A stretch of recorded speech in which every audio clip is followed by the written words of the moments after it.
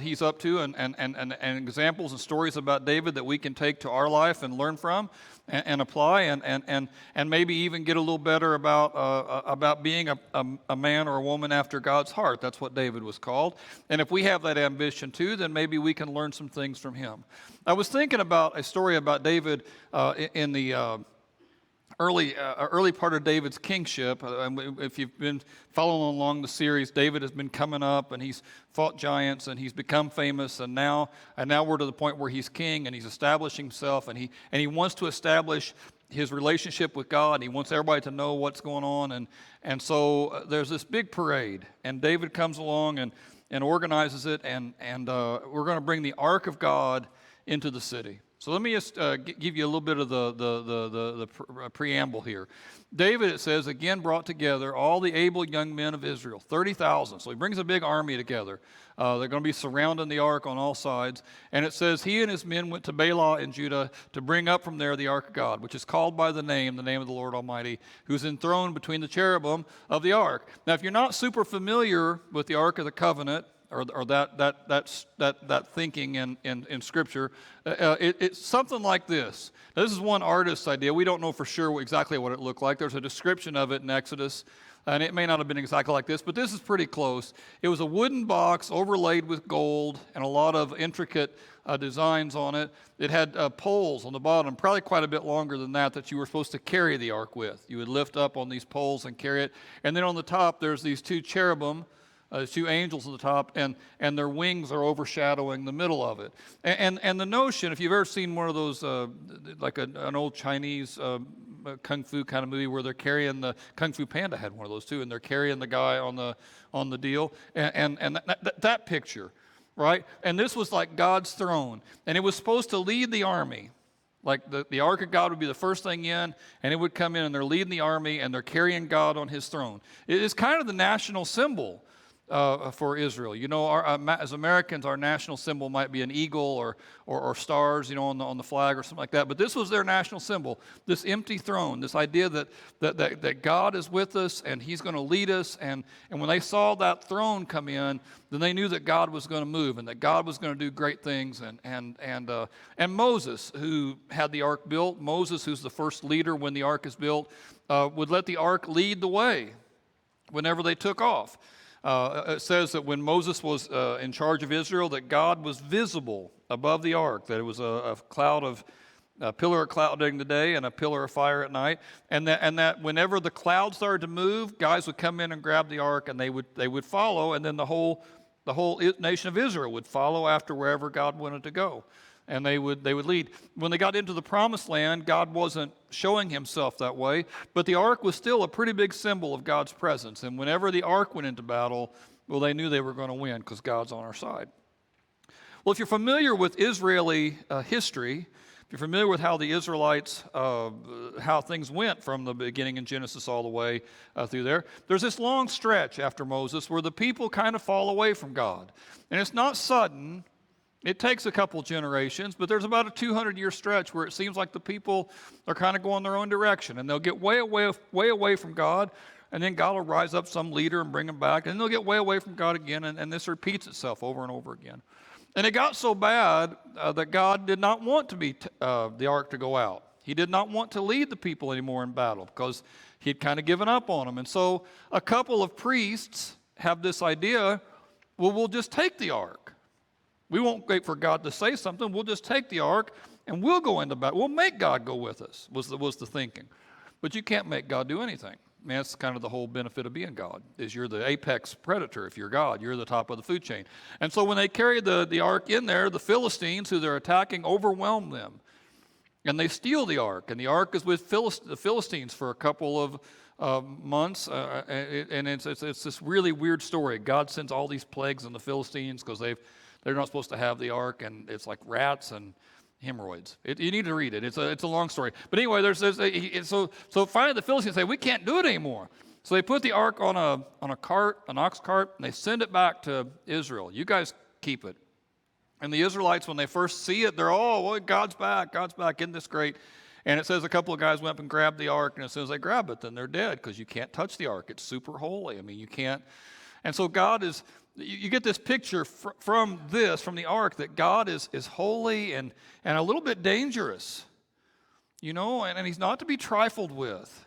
And don't get used to the idea that you can just make God do whatever you want God to do. Don't get used to the idea that God somehow works for you like an employee would. I mean, he's not a genie. And I think whenever Israel would forget that, there was always big consequences. And so when that happened, that whole awful story, and some guys died because they touched it, they put it in this guy Abinadab's house. They said, here, you watch it. And I guess in a shed behind his house, he just kept the ark. And it says he kept the ark there for 20 years.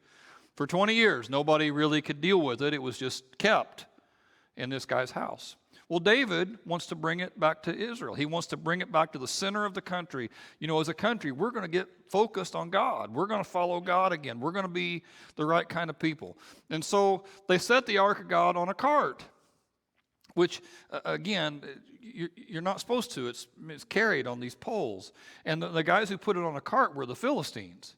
So maybe we've just gotten used to it being on a cart. Maybe we think that God, and a cart's a lot easier than carrying it. So maybe they've gotten used to thinking of God, the Israelites too, still kind of as casual, like he's just luggage to haul around.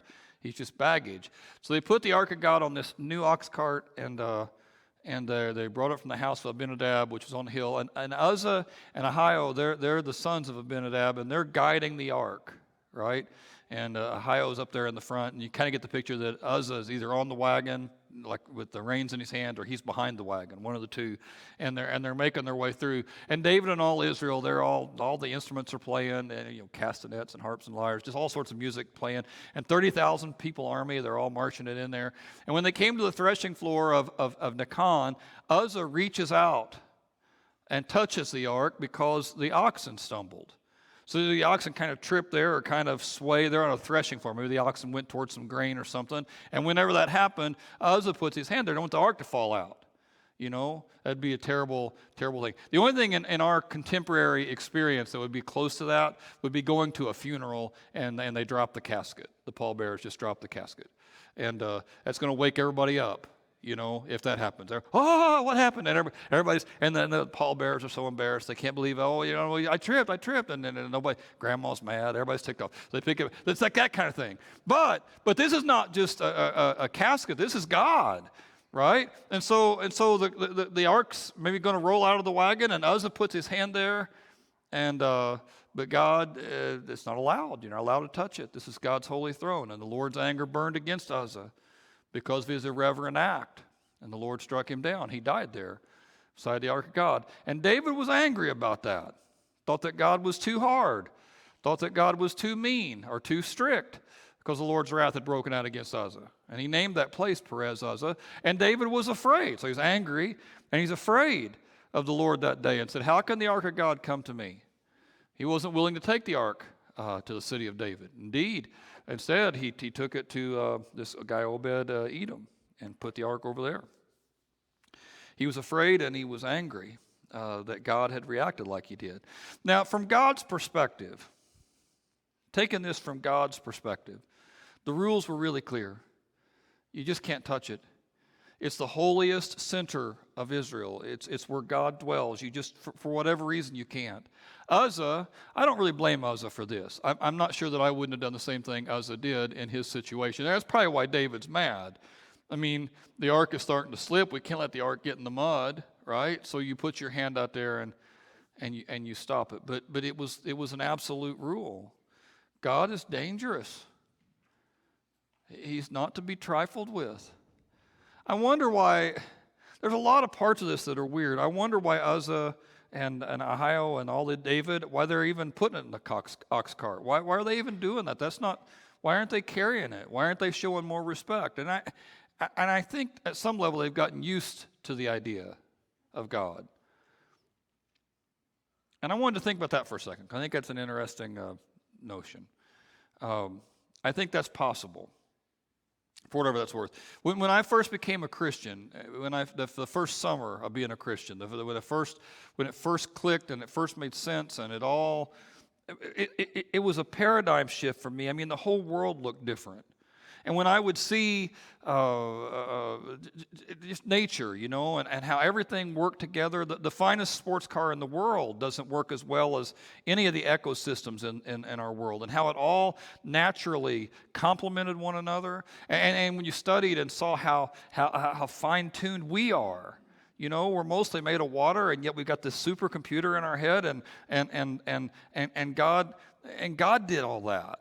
And God created all that, and to see how we interact and how we think and build and create and the beauty of the sunrise and the stars. I just saw God everywhere. And church was really encouraging to me. There was this older fellow named Lee, and he was teaching our Sunday school class, and he would answer all my questions. And Lee and I have stayed friends. He just died a few years ago, and we stayed friends all the way through that. I kept up with him and followed him around, and it just made such a big difference. And there were a couple of older couples in the church, and when you'd come in and you're the young guy, and it's so good to see the young people. And some people thought that was a little creepy, but I always thought it was kind of cool. Hey, yeah, here I am, and I did great. And then it was just cool, right? You go to like the dinners and stuff, and I got to know people, and it was only later that church became heavy sometimes. It was only later that sometimes I'd get frustrated with the church. Not at first. Not at first.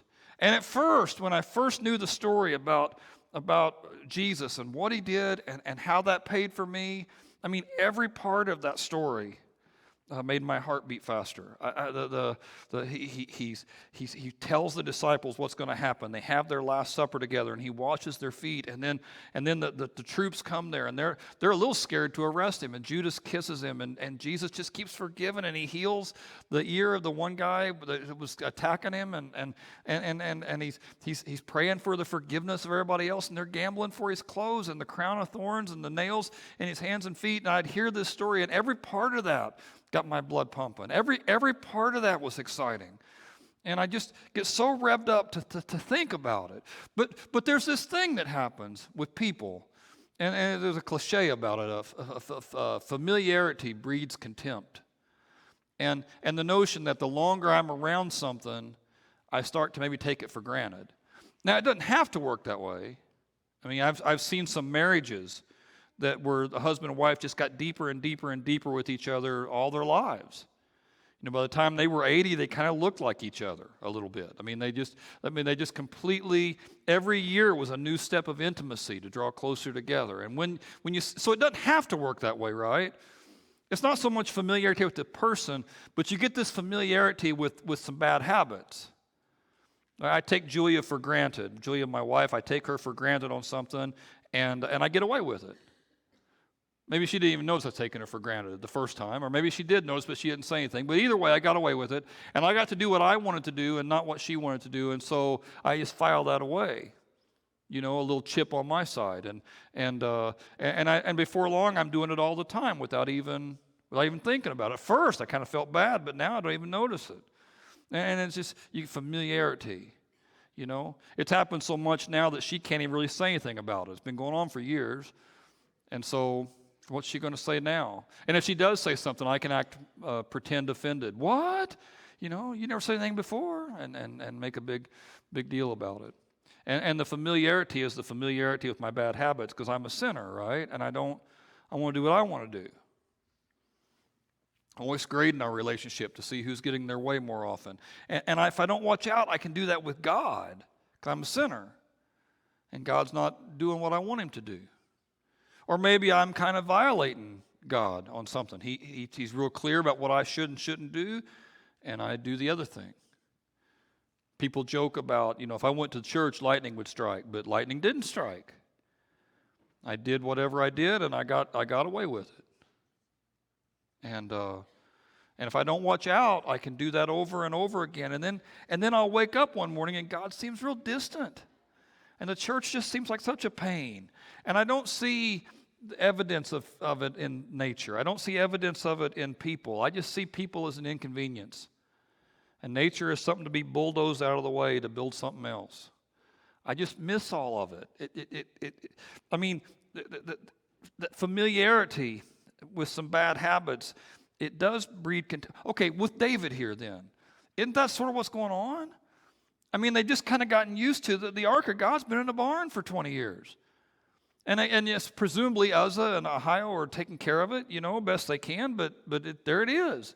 And the first day or two, you're scared to death of it. But after a while, it's like, well, there it is, and you just kind of work around it. Maybe you put things up against it to get out of your way. There's a rake leaning against it or something, and you're doing whatever you're doing, or you just throw a blanket over it finally. It's just not even, it creeps me out looking at it. So you hide it there in the back of the deal, and it sits there for 20 years. And I don't think that Uzzah goes to hell for this. I don't think, if he touches the ark, and I think immediately dies, but he's with God right off.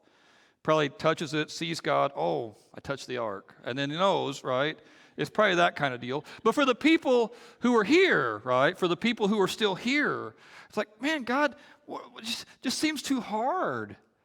It just seems too hard, God. It seems like you're being too strict. It seems like you're not, it's open-minded enough. The world's changing, God. How can you still hold to this rule or that rule or whatever other thing? Because we're so much more involved now. We understand more now, God, than we used to understand. How can you be the same God you've always been? But that's the thing about God. He's very much the same God that he's always been. He doesn't change his mind like people do. He doesn't evolve. He's God. And David finds that out. And all of this is David's fault. It's Uzzah's fault there at the end, but it's all David's fault. David allows all this stuff to go on and doesn't need to allow it to go on and does. And when it all blows up, he's angry and he's afraid. And it's all because he was careless. I've been working on my deck, and I've been putting together some plug-ins and some ceiling fans, and I'm real careful to turn the power off because I'm nervous about it, and I couldn't remember if I turned the power off or not. Now, to find out, I could have walked down to the circuit board to see. That would have been the easy way to find out. But I had a tester right there. So I thought, well, I'll just test it real fast here on the tester and see what we've got. And one of the leads, I touched both wires accidentally, and it sparked real big in my hands, and it didn't hurt, but it wakes everybody up when that happens, and again, just so stupid, because it would take 2 seconds to be safe, but I've been doing it so much, I just didn't think anything about it. It's easy, and that's usually when it bites you, once you start thinking it's easy. I had a friend in high school who was a great motorcycle rider, and he said I asked him, was talking about it, and he said he's still scared of it sometimes. But he said he thinks the fear is a good thing. Once he's no longer scared of it, he thinks that's when bad things will start happening.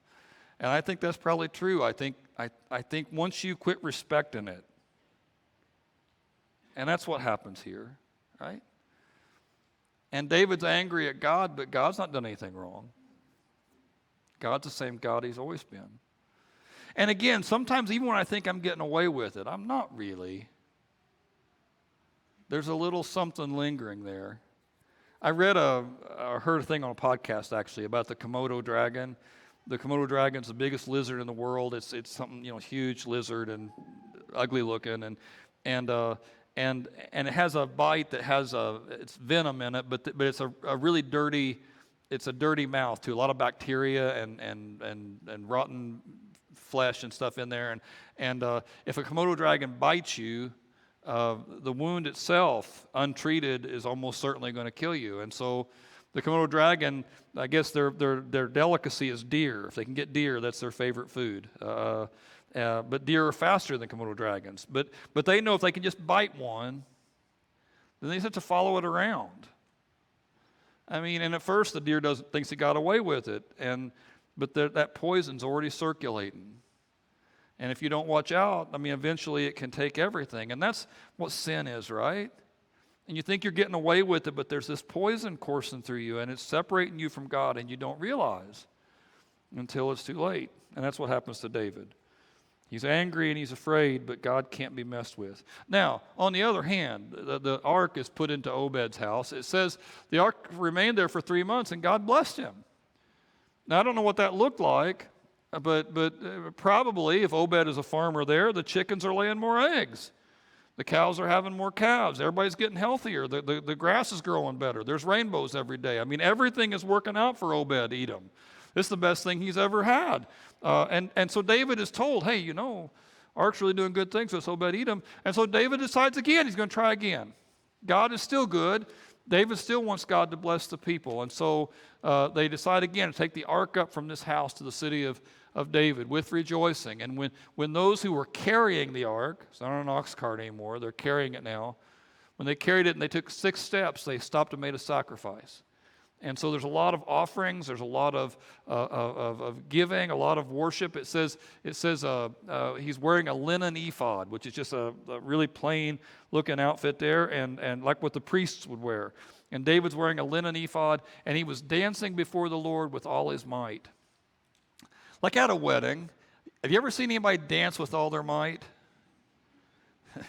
It's something, right? If you ever see that, you see somebody dancing with all. Hang on, I'm going backwards. Dancing with all their might. It's something. It's a powerful thing when you see that. Arms flying everywhere, and you people maybe taking their phones out to record that. And that's what David's doing. He's just so revved up about God that he's dancing with everything he has, and they're all coming up. They get shouts and sounds of trumpets, and the ark of God was entering the city of David, and Michal, who's like it's his wife, but it's also the daughter of the king before David. And Michal, the daughter of Saul, she sees him coming in from a window, and when she saw him leaping and dancing before the Lord, she thought little of him. Well, stupid. What an idiot. And he's mad at him as he comes in. And they brought the ark of God, and they sat in its place inside the tent that David pitched for it. And David sacrificed burnt offerings and fellowship offerings for the Lord. And when he returned home to bless his household, Michal, daughter of Saul, came out there to meet him. And she said, "Oh, how the king of Israel has distinguished himself today, going around half naked in full view of the slave girls of his servants, as any vulgar fellow would." And it is possible when she's saying this that he was actually dancing out of his clothes. That is possible. That's what she means. But it's more likely that what she means is instead of wearing your royal robes, instead of having your crown on, instead of letting everybody know that you're above them, you're right in the middle of it. Instead of showing some respect, some self-respect, and being a little bit more important, you jumped right in the lowest rung. And David's answer, he says, is before the Lord. He said, who chose me rather than your father or anyone from his house. He made me ruler over the Lord's people Israel, and I'm going to celebrate, he says, before the Lord. And I'll become even more undignified than this. And I'll be humiliated in my own eyes. And those slave girls you speak of, well, they'll hold me in honor. Now, it's possible that the slave girls is a little dig at her, like, some girls think I'm cool. It could be that, but it's almost certainly not that. He's probably telling her, the people who have nothing to prove, they see exactly what I'm doing.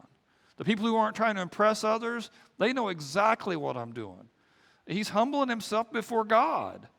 I'm not going to make the same mistake I made before. I'm not going to take God lightly. I'm going to give God everything I have. And David is a dancer, and David is a musician, and David does care about those things. And so it's nothing for him to just completely throw himself into it. But it's his ambition to be humiliated, to be small in God's presence. I want to be small in God's presence so he can be lifted up. Now, it's kind of a hard, if I'm being honest, kind of a hard sermon to get into at some level because it's a big thought in my head, and it's hard to explain. But here goes. I really do think that for most Christians, especially Christians who have been Christian for some time, the pressure to look good in front of the other Christians overweighs our hunger to get close to God. And so if showing a little extra passion or a little bit of extra excitement or a little bit of extra whatever, if it's going to make you look strange or weird or holier than thou, you learn to tamp that down. Even as a minister, and I mean, everybody knows what I do for a living. In certain conversations, if I'm talking to people, I'm talking about something I read in the Bible, I thought about at church, and depending on the group, not everybody really is interested in that. If we were all having a good time, and now you're talking about something, and some people don't know what it's about, or they don't want to think about that now, and you can feel this subtle pressure just to tamp that part of your personality down. I don't want to rock the boat. And for people who get too used to doing that over several years, It's not unusual at all for them not to enjoy God like they did. Now, what they might be tempted to think is, well, I'm so much more mature now. I've grown so much now. And those were childish ways of looking at it. But what Tom say earlier, I mean, it's faith like a child that takes us in, right? I mean, it's realizing that we really don't bring anything to God, that God gives everything to us. Our breath and this awesome world and the church that we're part of and one day heaven, it's all God. It's always been all God. And so I think for some people, the thing that's separating you from a great relationship with God is your own self-restraint. Now sometimes it's just pride. I did a thing, I've done it 2 or 3 times since I've been here, where I made everybody hear the 12 magic words that can salvage a relationship, if you remember this or not, but I am sorry, I was wrong, it was me, please forgive me. If you can say those 12 words, it was me, I am sorry, I was wrong, please forgive me. And I had people, if you came in with somebody today, look to the person you came in with and say these together, it was me, I was wrong, I'm sorry, please forgive me. And everybody did it, and it was a little murmuring, and some people did it loud. Most people kind of mumbled it along. And what's interesting is even when it's a game like that, it's so hard to do.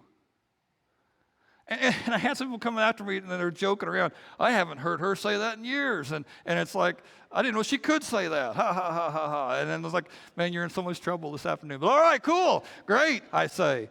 And why is that hard? It's just a game.